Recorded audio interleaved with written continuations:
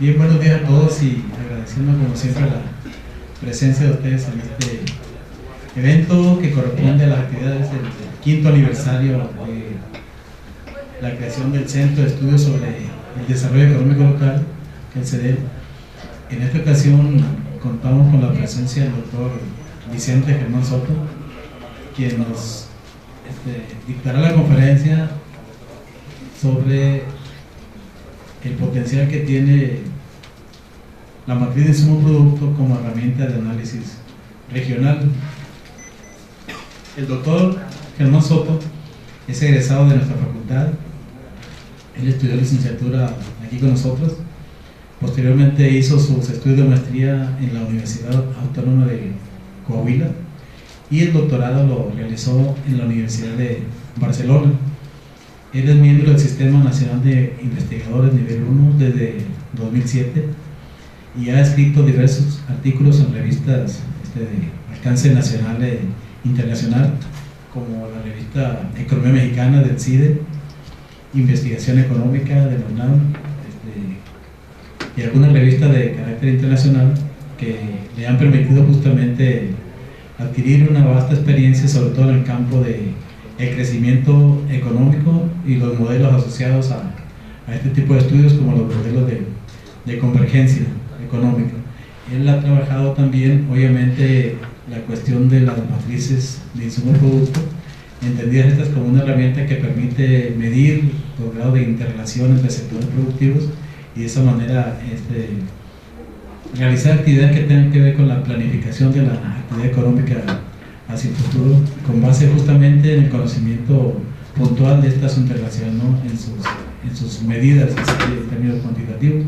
Aunque el tema puede resultar con una cierta caracterización de orden técnico, eso no impide pues que nosotros podamos apreciar su potencialidad como herramienta de análisis. Vamos a pasar entonces a darle el uso de la voz al doctor Vicente Germán Soto para que haga su exposición.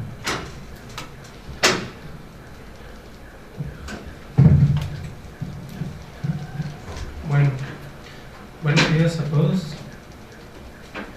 Quiero agradecer al Centro de Estudios en Desarrollo Económico y Local, CEDEL, por la invitación que me hicieron a exponer esta conferencia sobre matrices insumo-producto, especialmente al doctor Jorge Rafael Figueroa Leves y al maestro Rentería Sataray, por haberme invitado y estar este día compartiendo pues una parte de los trabajos que he investigado, aquí, exponerlos aquí con ustedes. Espero que pues pueda ser gratificante la exposición tanto para mí como para ustedes y que podamos llevarnos pues un valor agregado de esto, ¿verdad? Siempre un tema que aunque uno lo domine o lo haya practicado, siempre al exponerlo se lleva, nos llevamos los expositores algo más sobre él y pues esperamos también que al público pues también se lleve también algo de ese tema, ¿verdad? Esa es la idea. Bien.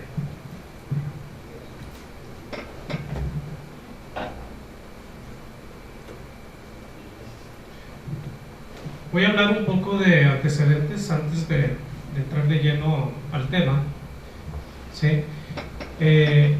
Y los principales antecedentes que ya conocemos en la literatura, pues es que las matrices insumo-producto nacieron a partir de la idea de Quesnay en Le Tableau économique en el siglo XVIII, ¿sí? La idea de él es que se podría analizar la economía a partir de un todo interrelacionado en el que se viera explícitamente la contribución, por ejemplo, de los agricultores, la contribución de los artesanos y la contribución que hacían los propietarios, en este caso o en esa época de la tierra, a la economía, ¿sí? Y entonces él ideó como un sistema de contabilidad, pues un sistema en el que estaba interesado en conocer cuánto de la producción de agricultura era demandado, por ejemplo, por los artesanos, cuánto de la producción de los artesanos podían demandar los agricultores o el sector de la agricultura, y naturalmente qué parte de la producción pues era apropiada por los propietarios, por los terratenientes. En esa época pues era un cuadro bastante simple, donde había que establecer las relaciones de compra y venta entre esos diferentes sectores. Con el paso del tiempo, otro científico, Leon Walras, formalizó esta idea de Quesnay, de una tabla económica, en lo que llamó el equilibrio general de la economía, ¿sí? Donde ya le dio un carácter más teórico, más formal, y lo extendió a más sectores.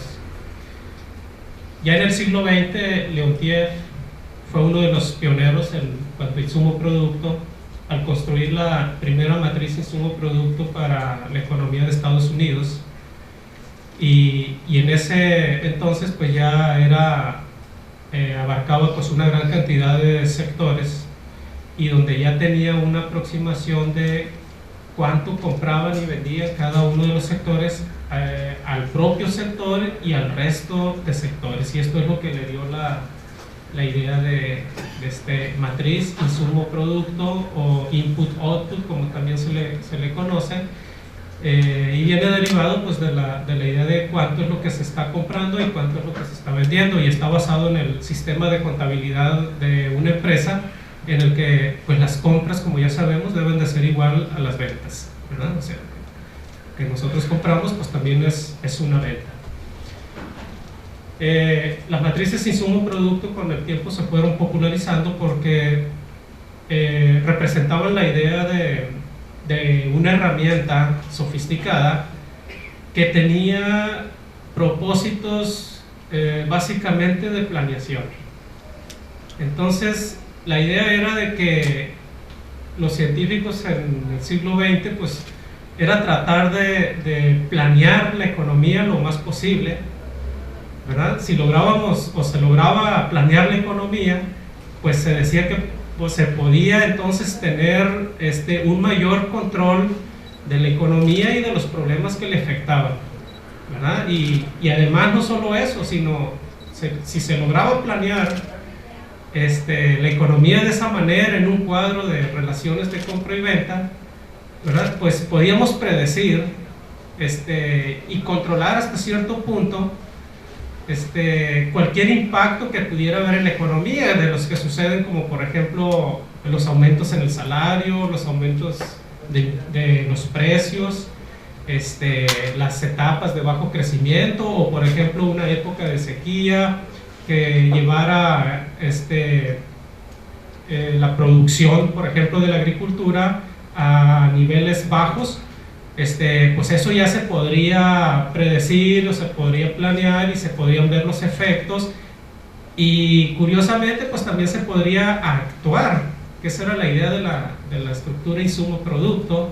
Si yo puedo tener controlado cuánto vende cada sector a los demás sectores, pues entonces puedo saber cuánto es dónde necesito actuar para poder, por ejemplo, aminorar el efecto negativo de un impacto económico.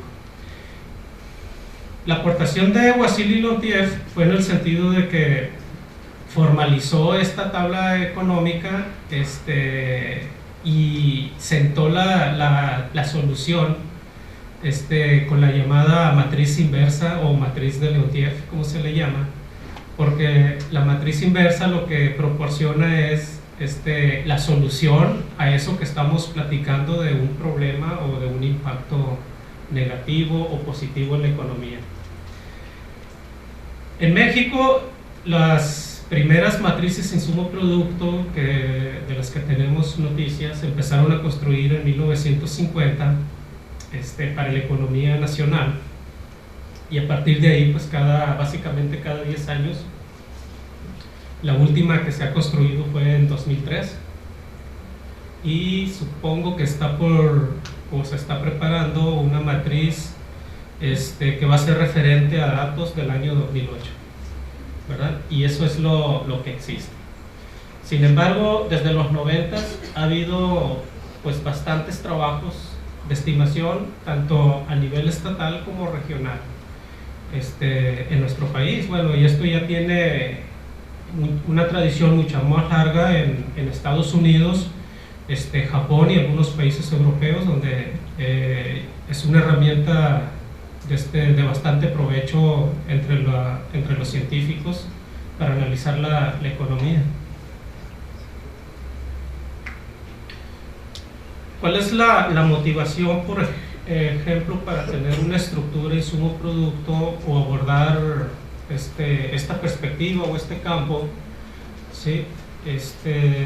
A lo largo de los pocos años que llevo de profesión en la economía, pues una de las cosas que he notado es que falta mucha información en el país. Nos falta muchos datos estadísticos, hay mucha ausencia de información. Y entonces, cuando una economía o un país tiene una base de datos muy limitada, eso se traduce en que no existe una adecuada organización, y por lo tanto no existe una adecuada planeación, y por lo tanto, pues se nos siguen presentando problemas y no sabemos cómo actuar ante ellos, ¿verdad? Entonces, una de las principales motivaciones es que una estructura insumo-producto nos va a proporcionar información valiosa sobre lo que viene siendo un área geográfica de la economía, por ejemplo, el estado de Sinaloa, ¿verdad?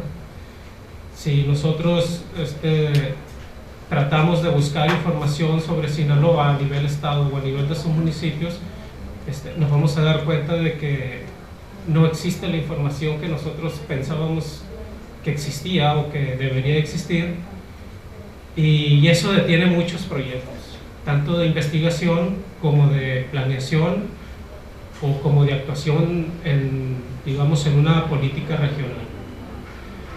Por otro lado, una estructura insumo-producto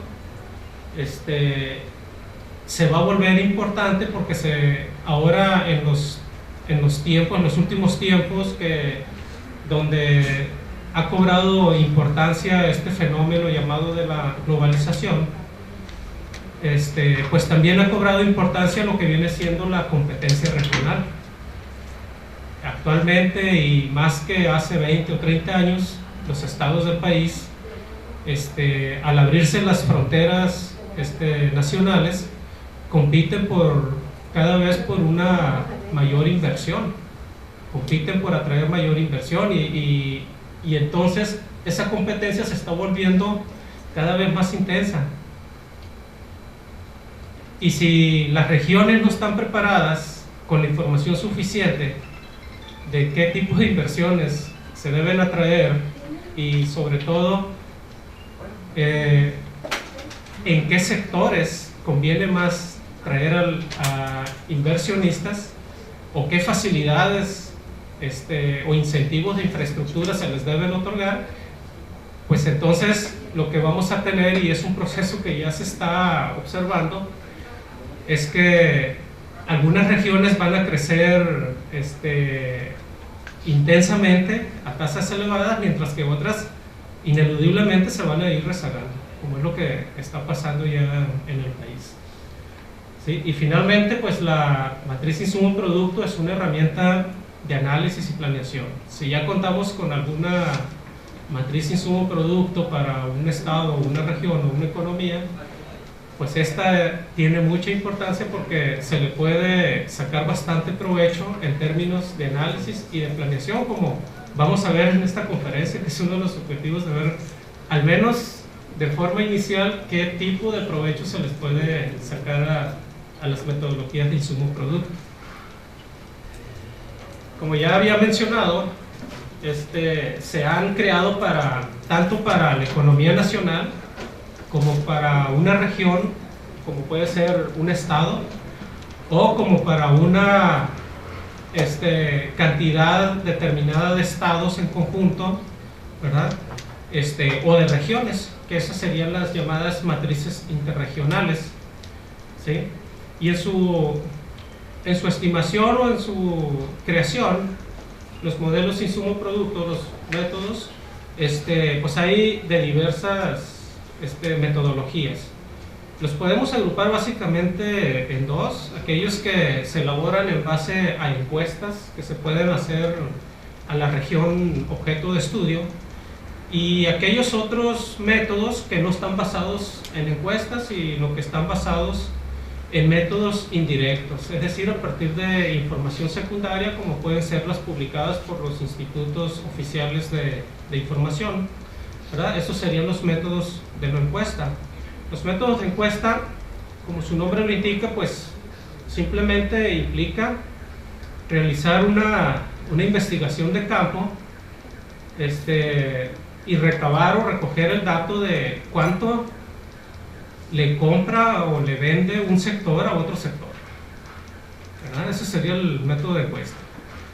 Irnos empresa por empresa, ¿verdad? Y preguntarles: en el año 2011, ¿cuánto vendiste? Bueno, ¿cuáles fueron tus compras?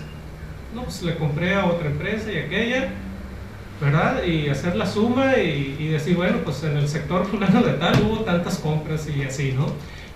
Ese sería en términos generales el método de encuesta. Lo que estamos viendo es que es bastante complicado, porque imagínense llevar a cabo esta tarea, nomás por ejemplo en la ciudad de Culiacán, pues es una tarea enorme, tanto en términos de tiempo como en términos de dinero, ¿verdad? Y en términos de trabajo, de esfuerzo, ¿verdad? Por eso es que los científicos pues se han inclinado más por los métodos de la encuesta la mayoría de las veces, ¿verdad? Claro que si se tiene por ahí el recurso financiero necesario, pues puede ser una tarea que se puede llevar a cabo, la de encuesta. Si no tenemos el recurso financiero, pues vamos a acudir a los métodos de la encuesta, y ahí pues hay diversas metodologías. Una de ellas, y que para mí es de las más populares y más sencillas de trabajar, viene siendo lo que es convertir un coeficiente de una tabla nacional a una regional, ¿verdad? Y ese es el método del que les voy a platicar en esta sesión, ¿sí? ¿En qué consiste básicamente? Antes de verlo de manera más particular, pues este método consiste en que si tenemos una matriz insumo-producto a nivel nacional, como las que se realizan en México, ¿verdad? Bueno, pues entonces mediante algún método yo puedo deducir la parte que corresponde, por ejemplo, a la economía de Sinaloa. Esa es la idea: convertir ese coeficiente de insumo-producto que es nacional y que está conformado de alguna manera por 32 economías, ¿verdad? Y ver de qué manera quitarle las otras 31 economías y quedarme con la que yo necesito, la que requiero estimar, ¿verdad? Esa es la conversión.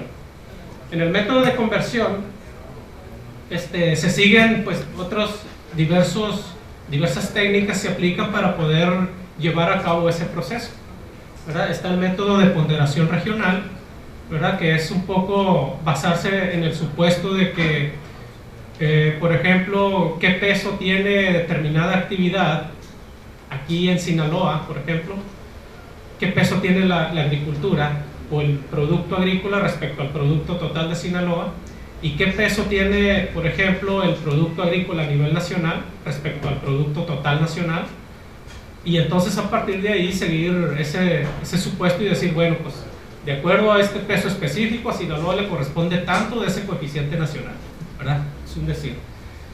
Se siguen otras técnicas como el coeficiente de compra regional, que ahí sí pues es un poco el coeficiente nacional, de alguna manera estimarlo mediante alguna encuesta a sectores una encuesta directa en la que, claro que no voy a abarcar la totalidad de las empresas del sector, pero es como una especie de auscultación, ¿no? Es decir, pues pregunto aquí y aquí y más o menos determino cuánto es lo que se debe de corresponder hacia ese coeficiente. Y entonces reducir la matriz nacional a la objetivo. Otra de las técnicas viene siendo el popular coeficiente de localización, ¿verdad? Que es simplemente el peso que tiene una actividad específica en una economía con respecto a la nacional, ¿verdad? Si por ejemplo hablamos otra vez del producto agrícola, el coeficiente de localización sería qué peso tiene el producto agrícola respecto al total del estado, y luego ese peso, ¿sí? Lo comparo con el peso que tiene el producto agrícola con respecto al total nacional, ¿verdad? Y entonces ahí se dan pues, alguna serie de estimaciones. El coeficiente se puede resultar mayor que 1, quiere decir que en la región esa actividad es mucho más fuerte que a nivel nacional, ¿sí? Si resulta menor que 1, pues quiere decir que a nivel de la región es una actividad que tiene una representación más pequeña que de lo que tiene el promedio a nivel nacional, ¿verdad? O puede resultar igual a 1, ¿verdad? Quiere decir que es una actividad que en promedio tiene un peso específico igual al nacional promedio. Y eso es lo que representa el coeficiente de localización. Y luego están los métodos de abreviación, ¿sí? Que lo que hacen pues es reducir de alguna manera la matriz nacional por métodos de atajo, ¿verdad? Mediante algún criterio, como por ejemplo empleo, la proporción de empleo, etc. Hay otras metodologías como el llamado método RAS, que es un método de ajuste biproporcional. Aquí lo que se pretende, pues hay que contar con una matriz primero original, por ejemplo la matriz nacional de 2003, que es la última que se obtiene, y en base a ciertos criterios y supuestos, esa matriz raciarla, dicen algunos economistas que trabajan en este tema, por ejemplo al año 2008, ¿verdad? En base a algún criterio, por ejemplo el criterio de cómo ha crecido la economía en esos años, etcétera, ¿no? Y eso es en lo que se basa el método RAS. Luego están los métodos híbridos, que pues hacen una combinación proponen una combinación ahí de métodos indirectos y métodos de encuesta, ¿verdad? Generalmente lo que hacen los métodos híbridos pues es estimar una matriz insumo-producto por métodos con información secundaria, y luego algunos coeficientes específicos, no todos porque resultaría bastante costoso, examinarlos a través de encuestas en ese sector y corroborar el coeficiente. Luego están ya modelos multiregionales, que son modelos insumo-producto que pueden abarcar varias regiones, no solamente una región.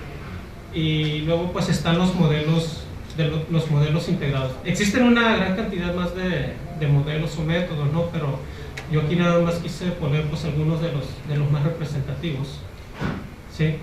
¿Qué son los modelos insumo-producto? ¿Verdad?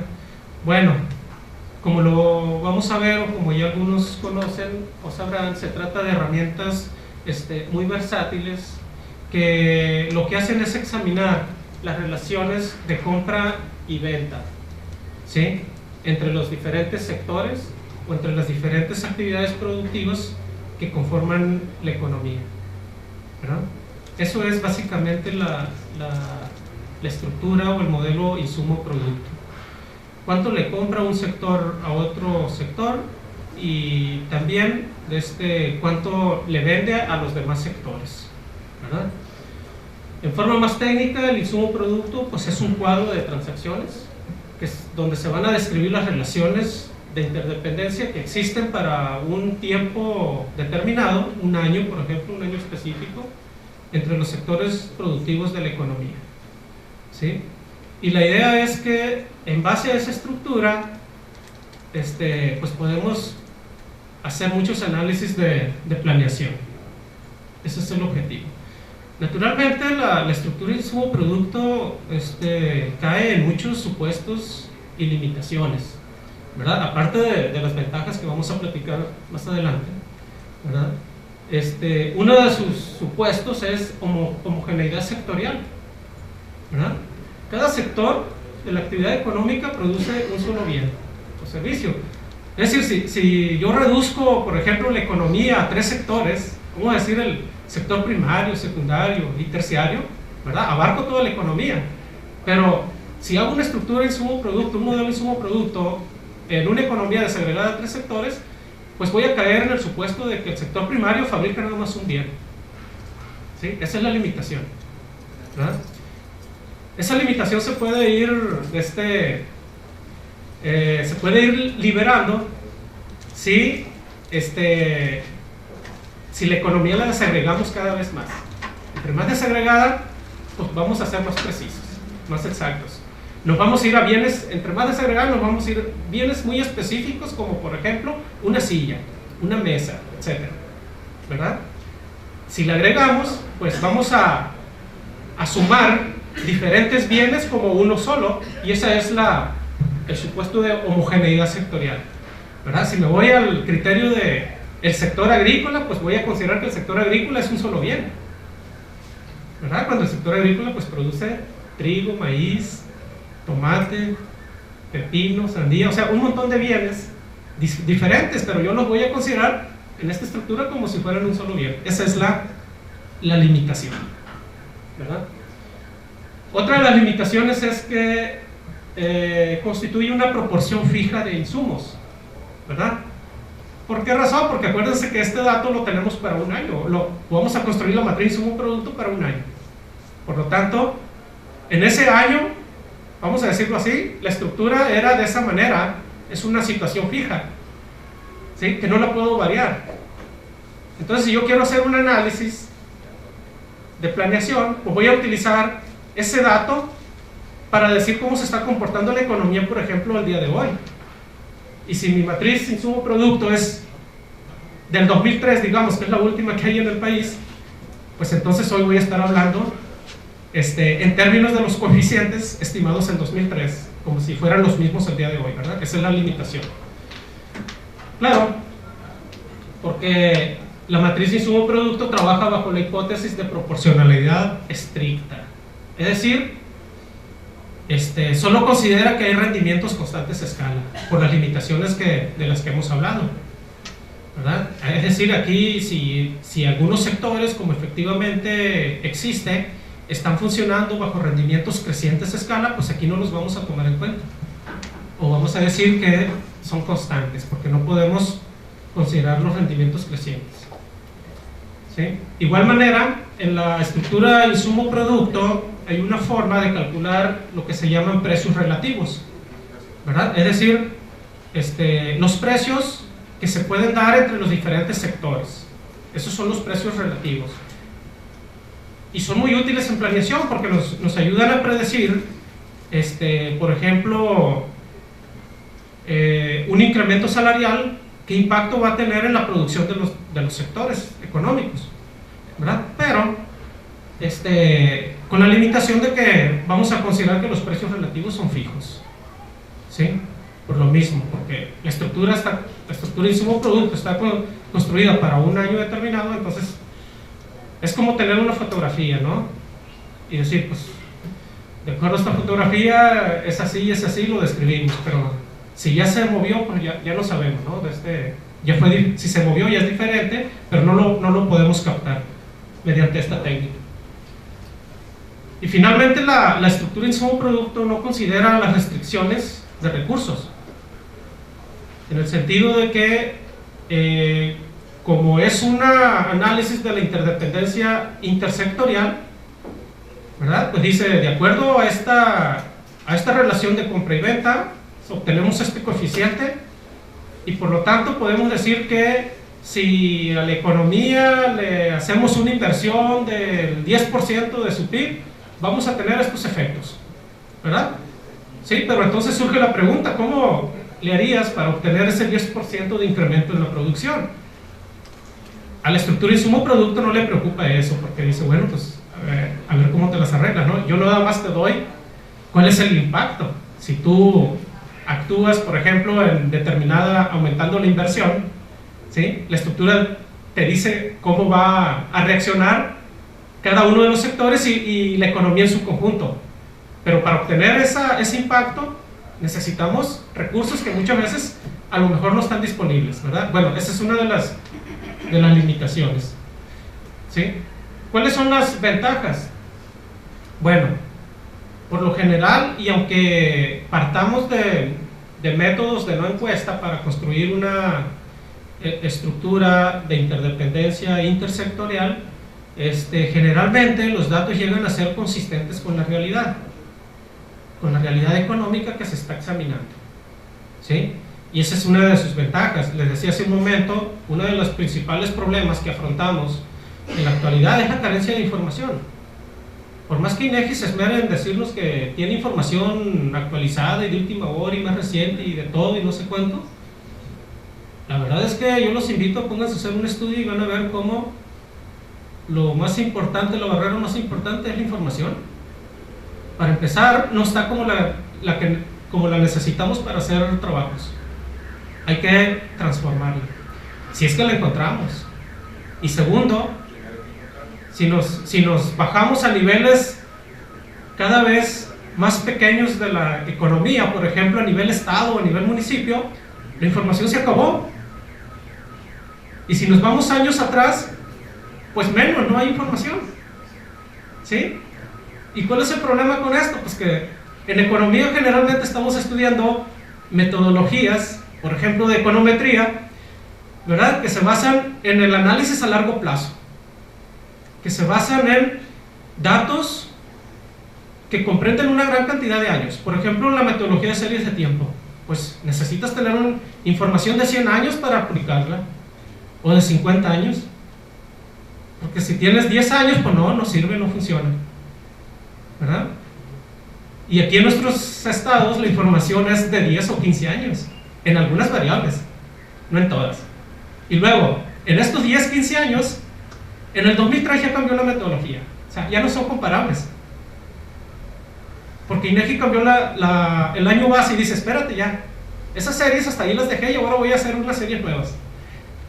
Pues otra vez, nos vuelves a dar en la torre.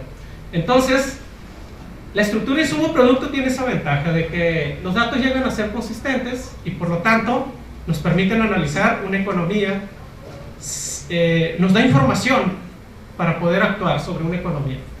Permite analizar la economía como un sistema interconectado de sectores. Bueno, eso ya es por definición, ¿no? Si es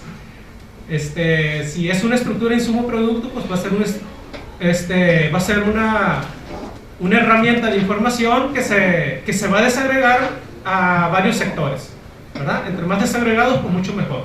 La matriz nacional, por ejemplo, está desagregada lo máximo que está desagregada es a 73 sectores, contando el sector de bancarios, algo así, imputados, 72 sectores productivos, vamos a decir. Entonces, quiere decir que yo puedo analizar una economía estatal a 72 sectores. Naturalmente, la economía estatal tiene menos sectores porque no comprende el Estado o cualquiera de las economías, generalmente, no tiene todas las actividades productivas que tiene el país, ¿verdad? Y entonces ahí es donde se va a desagregar pues a una menor cantidad. Pero vamos a tener un sistema interconectado de sectores. Eso es lo fascinante.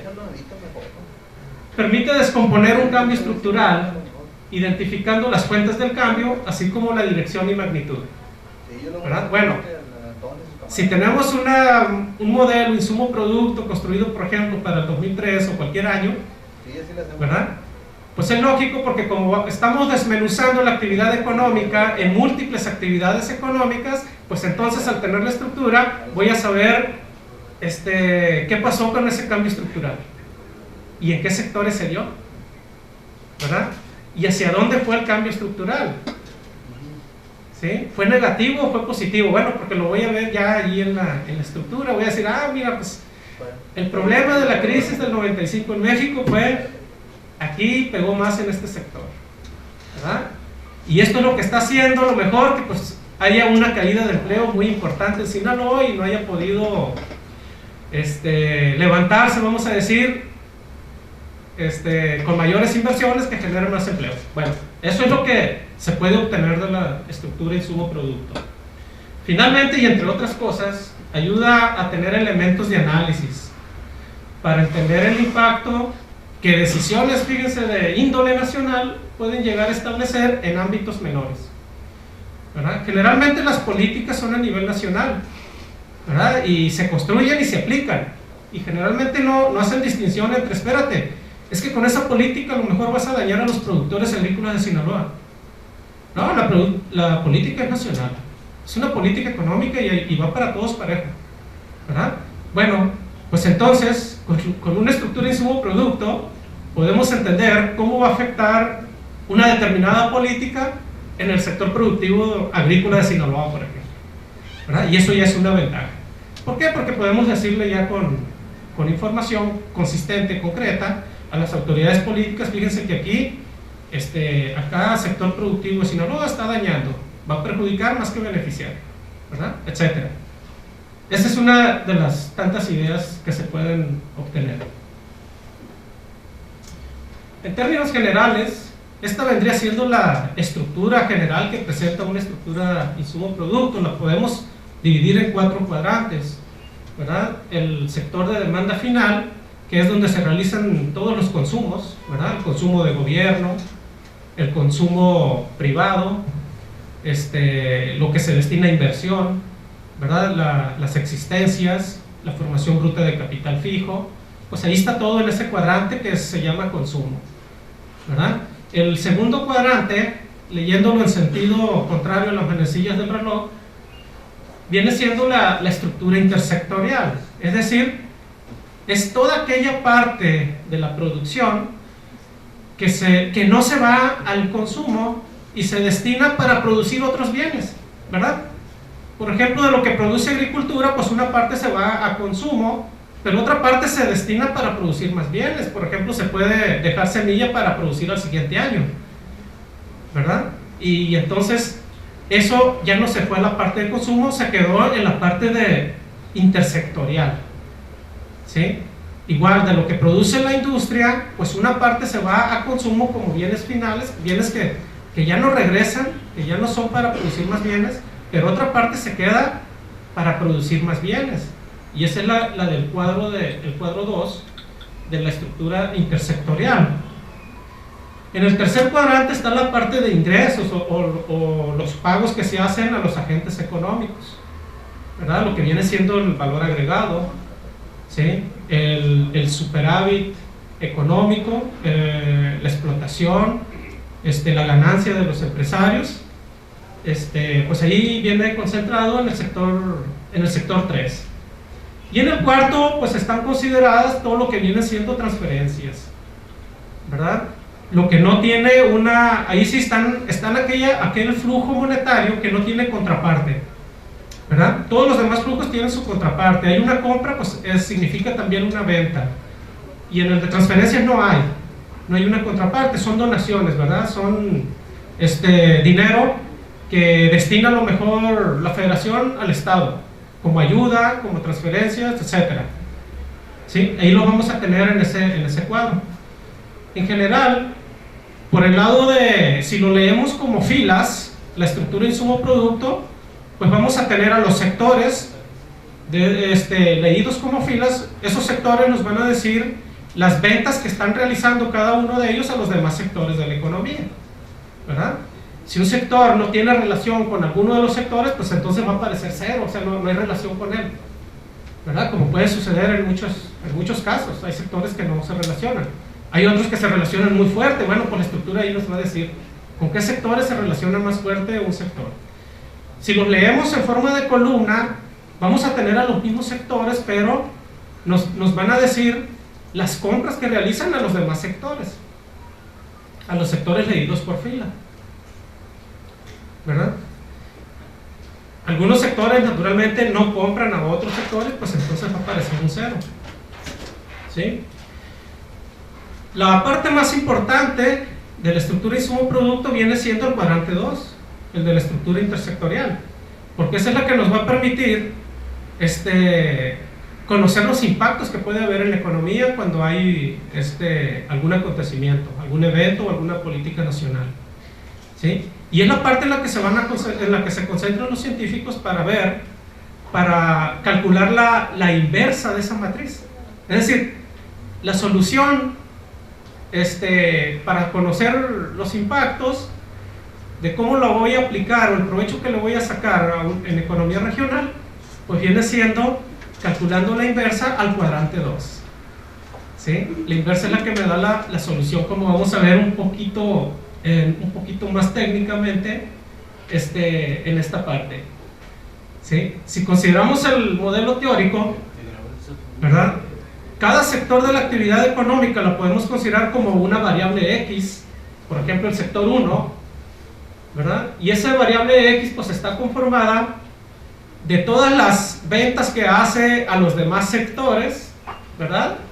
Más la Y1, en este caso viene siendo la demanda final, lo que vimos ahorita como el sector 1, ¿verdad? Es decir, todas las compras intersectoriales o ventas que se hacen entre los sectores más la demanda final, pues constituye la producción del sector 1. Si leemos así cada uno de los sectores de la economía, pues vamos a tener un cuadro intersectorial. ¿Sí? Entonces, si aquí la clave es conocer los insumos totales que requiere cada sector, ¿sí? Si los multiplicamos por la proporción que representan de la producción total, ¿verdad? Es lo que se conoce como AIJ en la estructura insumo-producto, es el coeficiente técnico, pues entonces vamos a obtener la demanda intermedia de cada sector, como podemos ver ahí en la expresión compacta, ¿verdad? Tenemos ahí lo que demanda cada uno de los sectores. Si esa ecuación compacta la desagregamos, pues viene siendo un sistema de ecuaciones, ¿verdad? Con la proporción de compras que tiene cada uno de ellos al resto de sectores, más la demanda final, ¿sí? Si ese sistema lo compactamos, ahora sí, pues vamos a tener una variable X, que es la producción total, ¿verdad? Que va a ser igual a una matriz A, que viene reuniendo a los coeficientes técnicos, ¿sí? Y que está multiplicando a una matriz de variables X, que son los X1, X2, X3, todo lo que vemos en la parte de las relaciones intersectoriales, más finalmente la demanda final, ¿verdad? Si nosotros despejamos la variable X, entonces vamos a tener lo que viene siendo la matriz de Leontief, o la inversa, y menos A a la menos 1, ¿sí? Que me está diciendo a la matriz de coeficientes, a la matriz unitaria, réstale la matriz de coeficientes, calcula la inversa, multiplícalo por I, y entonces tienes, la X me va a dar los requerimientos totales de cada sector, ¿verdad? Y esos requerimientos totales son importantes porque me van a decir entonces si hay un impacto en la economía, un aumento de precios o de salarios, entonces eso me va a decir cuánto es lo que se requiere de cada sector para responder a ese aumento, ¿verdad? O si hay una inversión, por ejemplo en el estado de Sinaloa, hay una inversión que va a demandar insumos de agricultura y de la industria, pues entonces mediante eso me va a decir cuánto es lo que requiere cada sector incrementar su producción para responder a esa demanda. ¿Sí? La matriz de coeficientes técnicos, ¿verdad? Pues es esa AIJ que hemos visto, pero la idea fundamental es que las compras deben de ser igual a las ventas. En ese criterio se basa la matriz insumo-producto, como si fuera un sistema de contabilidad de una empresa, ¿sí? Si expresamos los requerimientos de insumo de cada sector por unidad monetaria de producto, entonces se puede llegar a tener los denominados coeficientes técnicos, ¿sí? Es decir, la proporción que representa cada compra respecto al producto total de ese sector. Y eso es lo que en forma desagregada lo que se está representando en este cuadro, o en esta tabla compacta de lo que viene siendo una matriz insumo-producto, ¿verdad? Tenemos los sectores, si los leemos por fila sería lo que le vende el sector 1, por ejemplo, al propio sector 1 y al sector 2, 3 y hasta el enésimo. ¿Sí? Es decir, cómo se reparte el producto de ese sector hasta el enésimo y la parte que se va a demanda final, ¿verdad? Es la que no se reparte, pero se va a consumo. ¿Sí? Y entonces tenemos la producción total. ¿Sí? Por columna pues tenemos las compras, lo que el sector 1 le está comprando al propio sector 1 para poder producir, al sector 2, 3, etcétera, hasta el enésimo, ¿verdad? Y entonces, si sumamos todo eso y junto con el sector de pagos, pues vamos a tener los insumos totales, ¿sí? Es decir, cuánto es lo que el sector 1 está demandando de cada uno de los demás sectores de la actividad económica. Y ese total debe ser igual al total por fila de ese sector, que vendría siendo el producto del sector. Por eso es que producto e insumo debe ser igual. Producto total e insumo total. Y ahí viene la denominación insumo-producto. ¿Sí? Si nosotros calculáramos la inversa, como habíamos visto, entonces obtendríamos lo que viene siendo la matriz de coeficientes totales, ¿sí? Porque aquí en este caso cada coeficiente R11 pues viene siendo el requerimiento total que un sector hace del resto de sectores, ¿verdad? Del sector 1, del sector 2, 3, etcétera. Cada coeficiente que está aquí representado como R pues viene siendo un coeficiente de la matriz inversa, y esa es la que me permite, entonces, si yo tomo una columna, por ejemplo la columna 1, y la multiplico por el vector de producto total de ese sector, pues entonces voy a obtener cuánto es lo que requiere en total ese sector. Y eso es muy importante porque me permite valorar los requerimientos ante un cambio en la demanda de ese sector, ¿sí?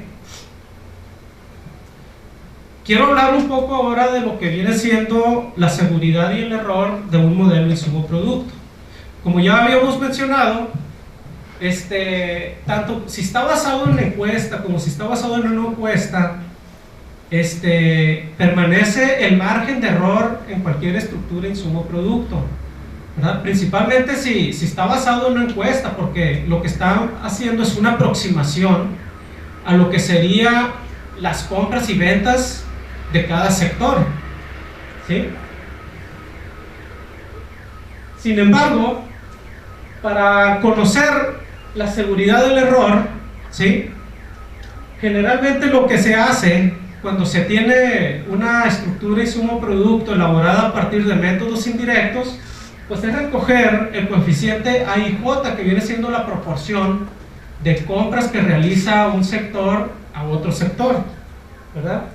Y ese coeficiente se puede medir a través de varios métodos, ¿sí?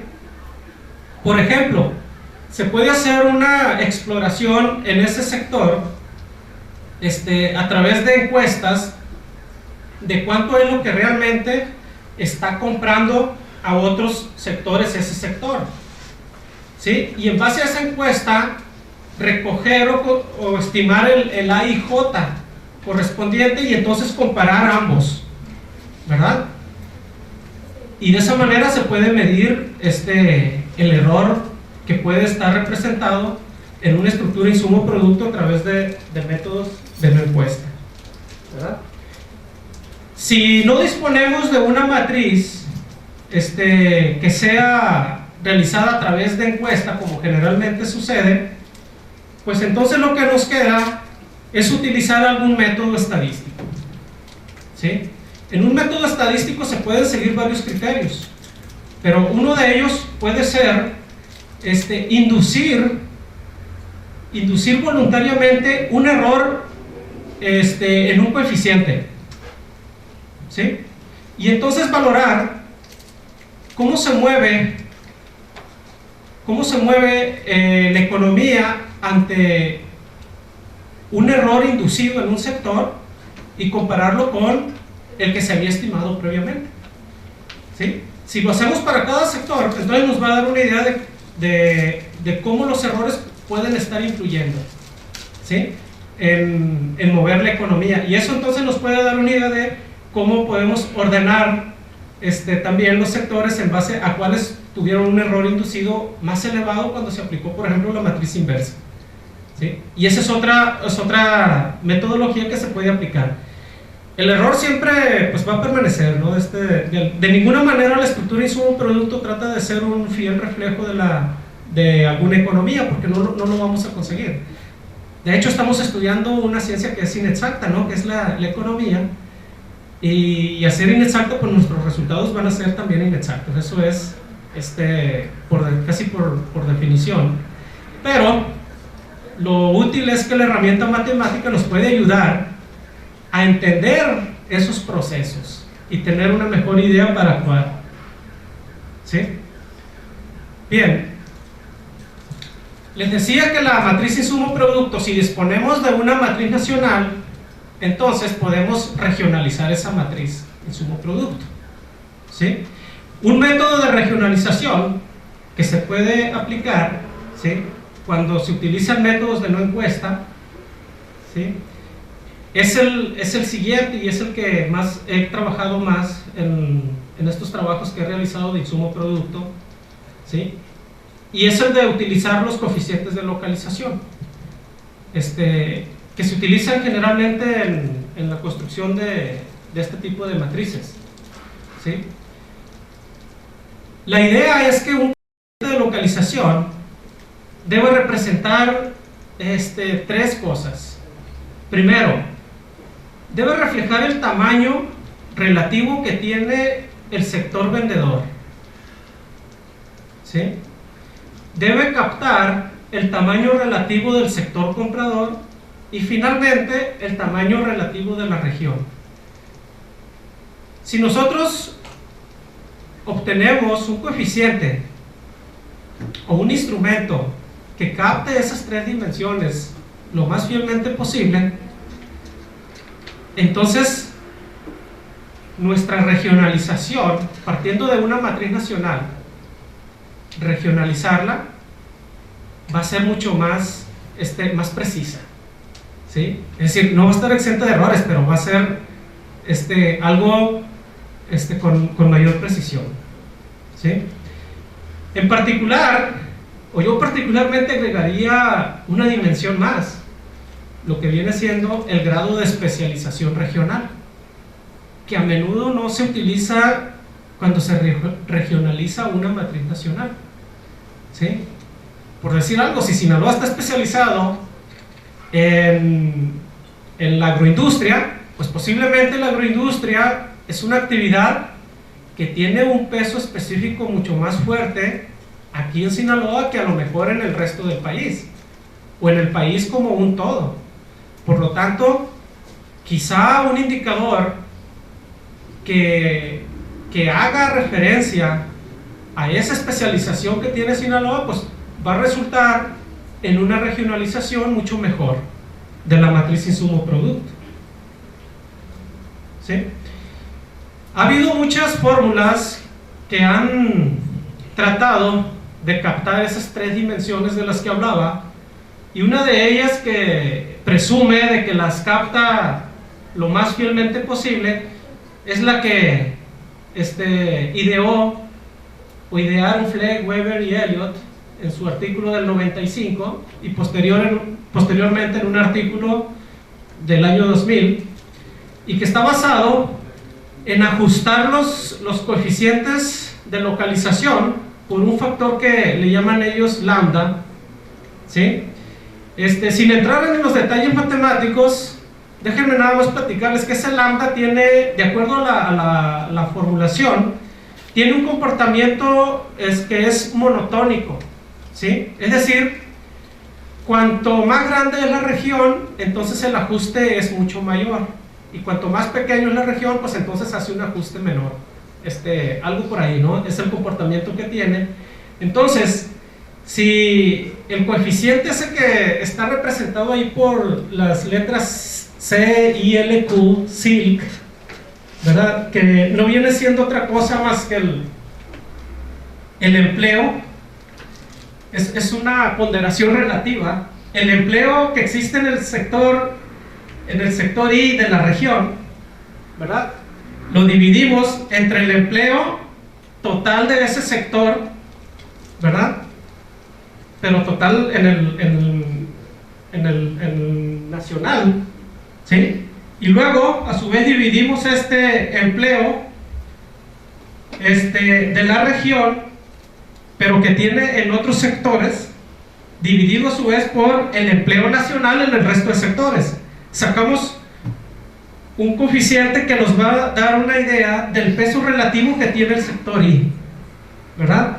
Entonces,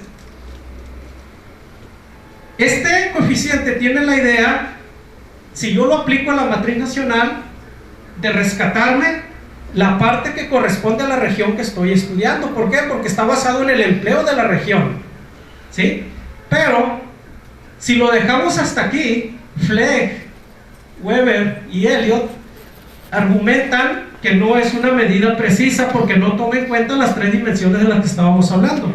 Entonces dicen ellos, bueno, pues vamos a ajustar este coeficiente por este lambda, ¿sí? Y este lambda, que viene siendo el empleo regional total dividido entre el empleo nacional total, a su vez dividido por el logaritmo nacional, logaritmo de base 2, logaritmo natural de base 2, de 1 más esta ponderación, ¿sí? Y entonces tienen la característica de que al ajustarlos por ese lambda, ¿sí?, va a realizar un mayor ajuste donde la región sea más grande y un menor ajuste donde sea más pequeña, ¿verdad? Es decir, va a discriminar por la dimensión del tamaño de la región, de las que hablábamos antes, el tamaño relativo de la región. Si nada más aplicamos el coeficiente de SILC, pues se tiene una idea de lo que viene siendo el sector vendedor y el sector comprador, pero no del tamaño relativo de la región. Y bueno, esta fórmula pues ha sido muy utilizada y es de las que más se utilizan para regionalizar una matriz insumo-producto. Bueno, hay otra fórmula que también se aplica, aparte del SILC, que viene siendo este SLQ, que es un coeficiente de localización simple. Sí, está basada en la misma idea, solo que este coeficiente tiene la característica de que cuando el sector I es igual al sector J, es decir, estamos hablando del mismo sector, este coeficiente va a ser igual a 1, por lo tanto no va a funcionar para regionalizar la matriz. Es decir, en todos los elementos de la diagonal no va a funcionar. Entonces, ¿cuál es la idea? Bueno, en esos elementos de la diagonal aplica este. Aquí ya no va a resultar igual, ¿no? Esa es la única diferencia nada más. ¿Sí? Si nosotros utilizamos esa metodología, bueno, fue la que utilizamos para hacer la regionalización de una matriz aplicada al estado de Nuevo León, ¿sí? Y el procedimiento, así en términos prácticos, fue el siguiente: pues obtener primero la información necesaria. ¿Cuál es la información necesaria? La matriz nacional, para empezar, ¿verdad? Porque es la que vamos a trabajar para regionalizarla. Y del estado o de la región que queremos que es objeto de estudio, pues debemos obtener los datos de empleo por sector, que eso los podemos obtener de los censos económicos, ¿verdad? En este caso, la matriz nacional que voy a aplicar y el año censal deben de coincidir para que sea más exacto, ¿no? ¿Verdad? Si voy a trabajar la matriz nacional del 2003, pues entonces quiere decir que debo basarme en los censos económicos de 2003 para rescatar el empleo tanto del estado como nacional por sector de la actividad económica, ¿sí? Y con esos datos ya de empleo y la matriz nacional, calculo la proporción del empleo regional total respecto al nacional. ¿Qué proporción es? luego se calculan los coeficientes, que como ya los tengo por sectores, la información, pues ya puedo calcular esos coeficientes, y naturalmente puedo calcular los coeficientes FLQ, ¿sí? Y una vez con eso, escalamos, ¿verdad? O multiplicamos cada dato de la matriz nacional, ¿sí? Por una columna, por la razón siguiente, cada columna por el empleo regional en cada uno de los sectores, ¿verdad?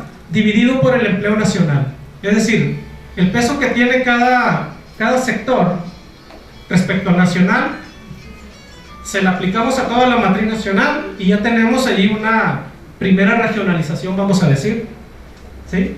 Y luego, a cada elemento de la matriz regionalizada, en el paso anterior, se multiplica por el FLQ apropiado, dice aquí. ¿Dónde? Donde el FLQ haya resultado menor a 1, ¿sí?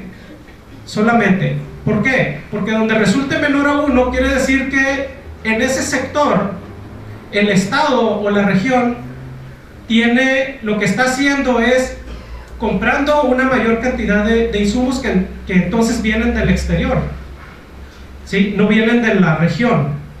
Toma de la región lo que puede y entonces está demandando de otras partes, incluso pues internacionalmente, ¿no?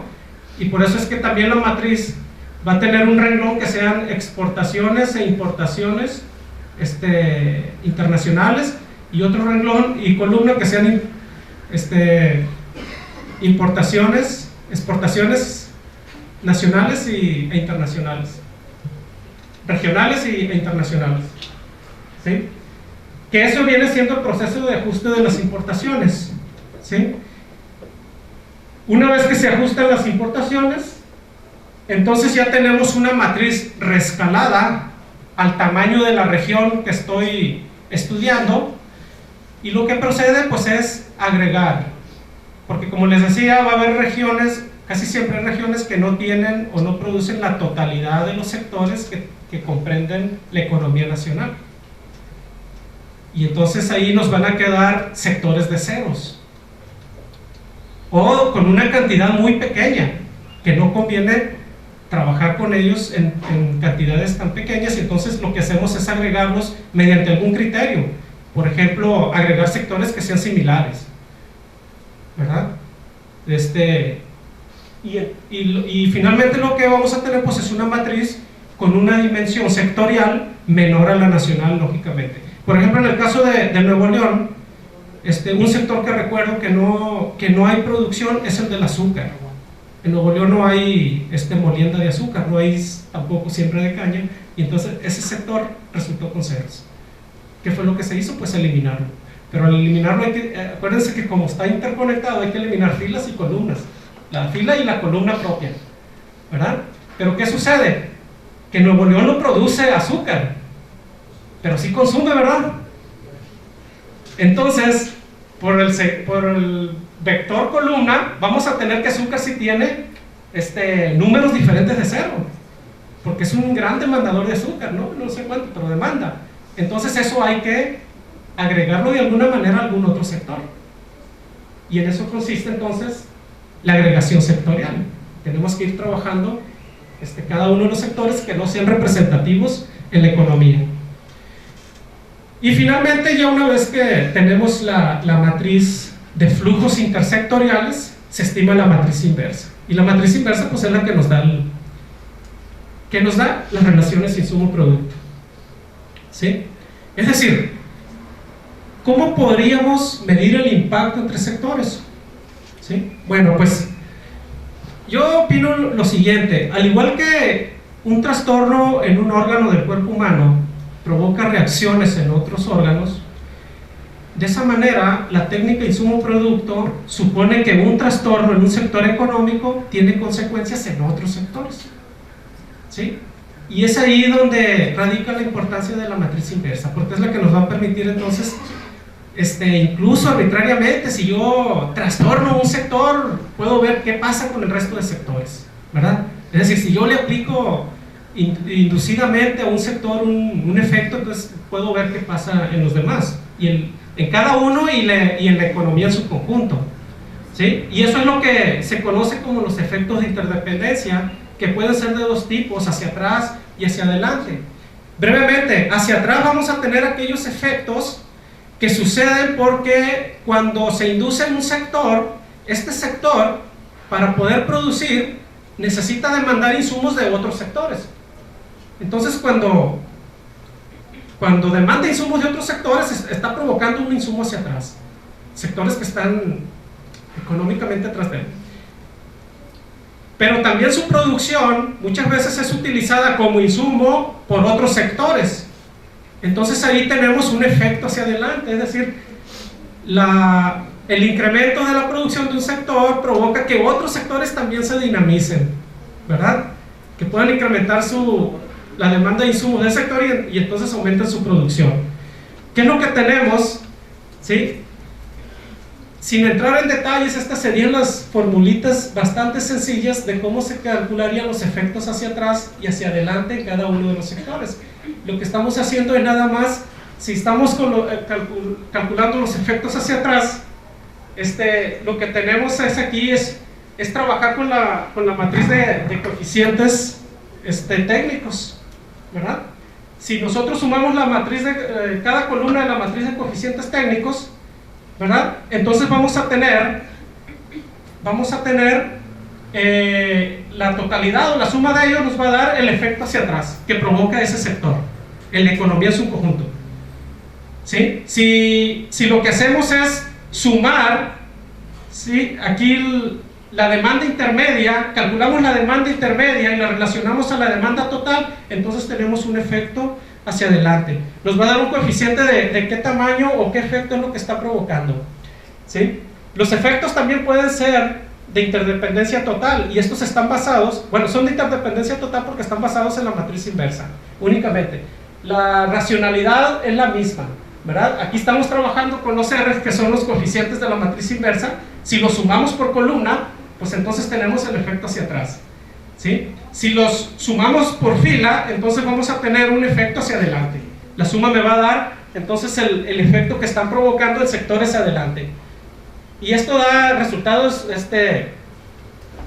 pues muy interesantes, ¿no? Por ejemplo, ya he aplicado esto al caso de Nuevo León, ¿sí? En los efectos de interdependencia simple hacia atrás, la rama con el mayor efecto fue la de hilados y tejidos de fibras blandas. Entre más grande sea el índice, pues es mayor el efecto. Quiere decir que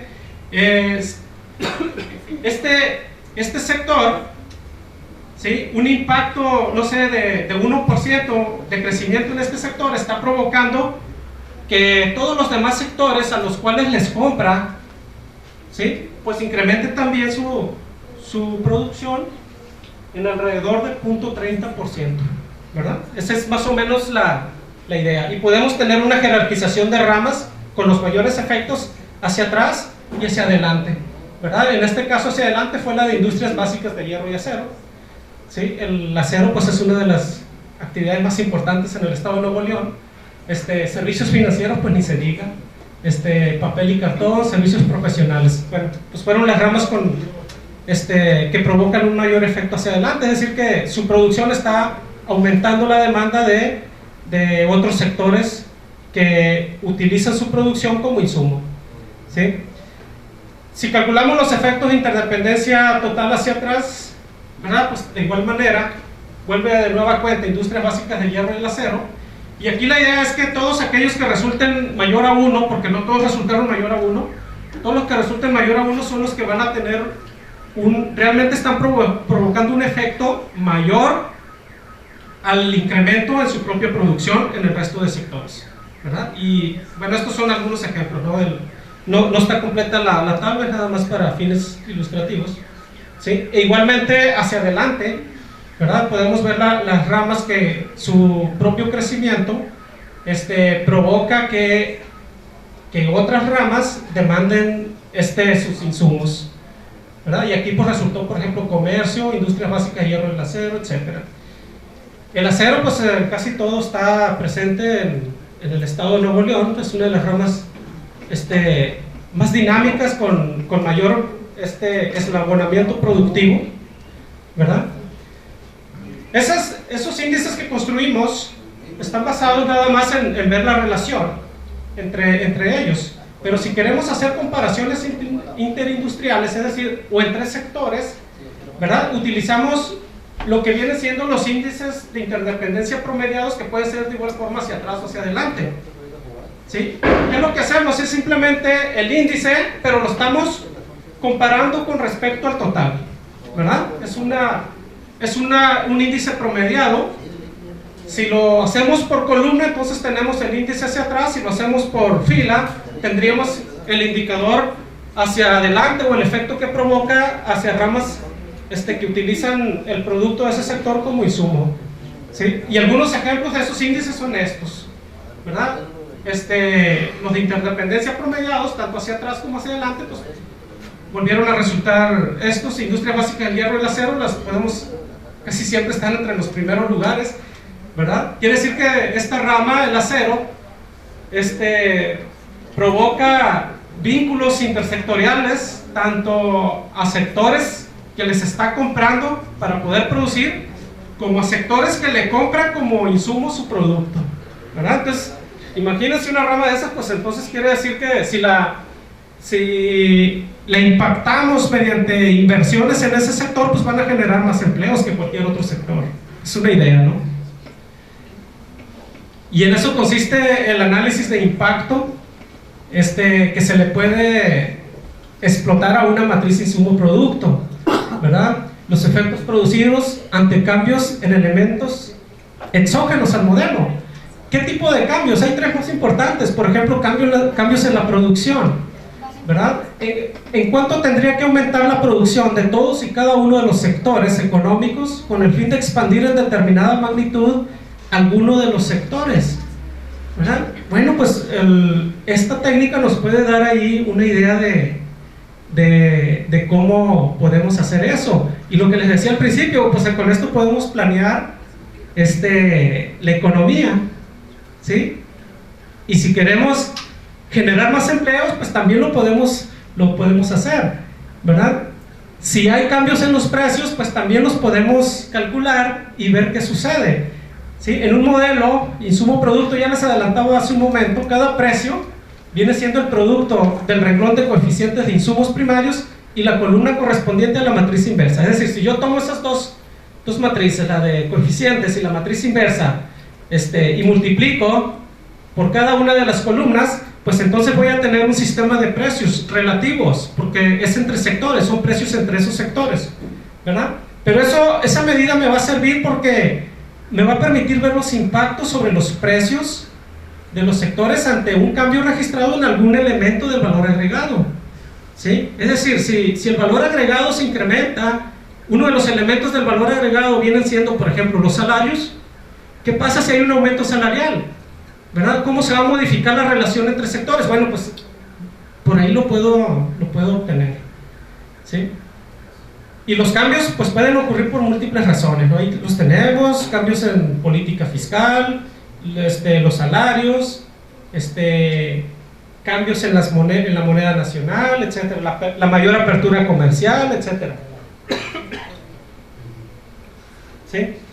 Y lo que resulta también muy interesante, pues cambios en el empleo, es decir, ¿cómo puedo determinar los requerimientos directos e indirectos de empleo ante cambios en la demanda final de uno o varios sectores?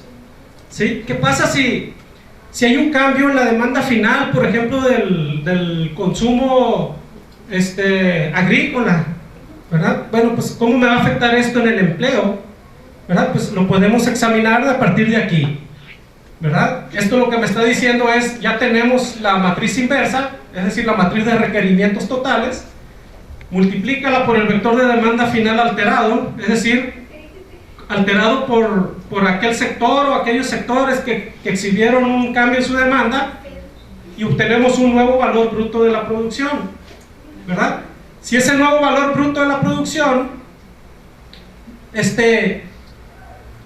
obtenemos primero este factor delta, que viene siendo el empleo dividido entre el valor bruto de la producción original, ¿sí? Si este nuevo valor bruto de la producción lo multiplicamos por este factor delta, entonces obtenemos el impacto que va a haber en el empleo en cada uno de los sectores. Bueno, estas son ecuaciones compactas, pero son para cada uno de los sectores. En general, pues podemos tener una gran cantidad de análisis. Yo lo que he hecho en esta exposición es explicar de una manera así rápida y sencilla los fundamentos de la matriz insumo-producto. Hay en la actualidad un montón de líneas de investigación sobre esto, y pues pudiéramos estar pasando toda la tarde aquí platicando sobre ello y no terminaríamos, ¿verdad? Yo les agradezco la atención prestada, y si hay alguna pregunta o comentario, pues no sé si esté permitido o cómo esté la mecánica.